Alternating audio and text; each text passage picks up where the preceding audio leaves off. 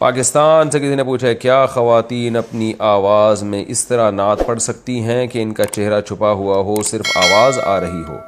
مطلب اس طرح سے یوٹیوب چینل یا ٹک ٹاک پر یا انسٹاگرام پر جائز ہے یا نہیں؟ کچھ عورتیں یوٹیوب چینل چلاتی ہیں, ان کا منہ بھی کور نہیں ہوتا, لیکن وہ اسلامک ویڈیوز بنا رہی ہوتی ہیں اور اسلامک باتیں کر رہی ہوتی ہیں, لیکن اگر میں کور کروں تو کیا یہ جائز ہے یا نہیں؟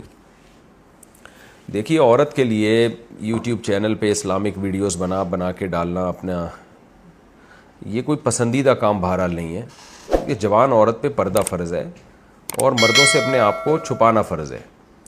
تبلیغ کے لیے یا تو مرد کم پڑ گئے ہوتے ہیں نا, پھر ہم کہتے ہیں خواتین کو چاہیے اس میدان میں آگے بڑھیں. ہاں کوئی ایجڈ خاتون ہو تو وہ ایک الگ بات ہے, جو ذرا معمر خواتین ہوتی ہیں, ایجڈ خواتین ہوتی ہیں, وہ ٹھیک ہے. لیکن جوان لڑکی کا اس کو کیا ضرورت ہے یوٹیوب پہ آ کے وہ لوگوں کو نصیحتیں کرے, تبلیغ کرے؟ اس میں مرد بھی تو دیکھ رہے ہیں, مرد بھی سن رہے ہیں. اور ٹھیک ہے, چہرہ اگر کور کیا ہوا ہے تو لڑکی کی تو آواز میں اٹریکشن ہوتی ہے, تو یہ جو لونڈے لپاڑے لڑکے ہوتے ہیں تو آوازوں پہ بھی مر رہے ہوتے ہیں, اور پھر نعت میں تو آواز خوبصورت بنائی جاتی ہے, بہت اسٹائل سے بنائی جاتی ہے. قرآن مجید میں اللہ تعالیٰ نے امہات المومنین کو حکم دیا کہ جب کوئی صحابہ کرام آیا کریں مسئلہ پوچھنے کے لیے تو پردے میں جواب دیں, اور لا تخضعن بالقول, اپنی آواز میں نرمی پیدا نہ کریں. حالانکہ وہ تو امت کی مائیں ہیں, اور آپ کہہ سکتے ہیں کہ بھئی پھر ان کو حکم کیوں دیا کہ وہ صحابہ کو مسائل سمجھائیں؟ مرد سمجھا دیتے نا مسائل صحابہ کو. بھئی بعض گھر کے مسائل ایسے ہیں جو امہات المومنین ہی جانتی تھیں, وہ عام صحابہ نہیں جانتے تھے, گھریلو مسائل ہوتے ہیں.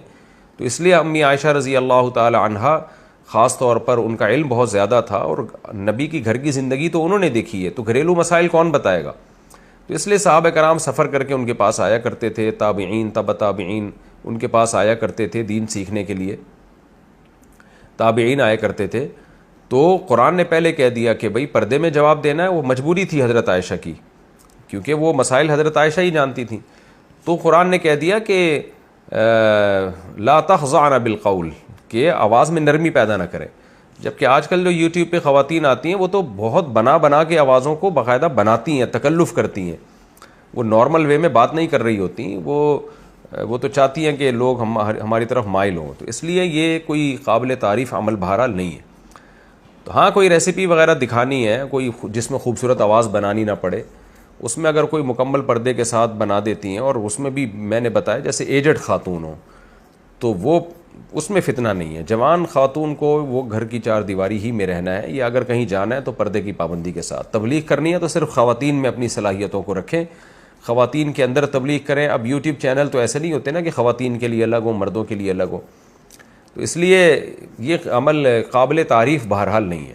عورت کو جو ہے وہ اپنی آواز اور اپنے باڈی کو دوسری خواتین سے چھپانا چاہیے. جہاں کوئی ضرورت ہو تو ایک الگ بات ہے, جہاں ضرورت ہو تو پھر وہاں بول سکتی ہیں, لیکن اس میں بھی آواز میں نرمی پیدا کرنے کی کوشش نہ کی جائے. قرآن کی نص ہے, یہ تو واضح احکام ہے قرآن مجید کے. ویسے بھی یہ ہے نا کہ خواتین جو آج کل تبلیغ کر رہی ہیں, تو سوال یہی پیدا ہوتا ہے نا کہ مرد کیا دنیا میں ختم ہو گئے ہیں تبلیغ کے لیے؟ اب کسی نے سوال پوچھا تھا خواتین کے لیے پائلٹ بننا جائز ہے, اس کا بھی میں نے جواب دیا تھا کہ ناجائز ہونے کی کوئی دلیل نہیں ہے, لیکن ضرورت کیا ہے اس کی؟ بے پردگی ہوگی لازمی ان کاموں میں, گھر سے باہر رہنا پڑے گا, مردوں میں رہنا پڑے گا. تو کسی پہ ہم کوئی بدگمانی نہیں کرتے, لیکن اصولی طور پر شریعت ان چیزوں کو پسند نہیں کرتی. اس لیے کہ مرد پائلٹ اگر دنیا میں ختم ہو گئے ہوں, جہاز اڑانے والے مر گئے ہوں بیچارے سارے حادثے میں, یا مردوں کے لیے ویکینسیز ہی نہ ہوں, یا مرد سارے ٹریننگ لے کے گھوم رہے ہوں اور سب کو جاب, گھوم نہ رہے ہوں بلکہ سب کو جاب مل رہی ہو, تو پھر خواتین آئیں. یا تو مرد تو میں ایسے جانتا ہوں جو بیچارے پائلٹ کی انہوں نے ٹریننگ لی, اس کے بعد ان کو جاب ہی نہیں مل رہی ہے, ان کے پیسے ضائع ہو رہے ہیں. تو ہمارے ہاں تو بس ایک بھیڑ چال ہے, جب چلتے ہیں تو سب چلنا شروع کر دیتے ہیں اس میں. اس لیے خواتین کو حتی الامکان جو ہے نا اپنی ایکٹیویٹیز خواتین تک محدود رکھنی چاہیے, کوشش اسی کی کرنی چاہیے.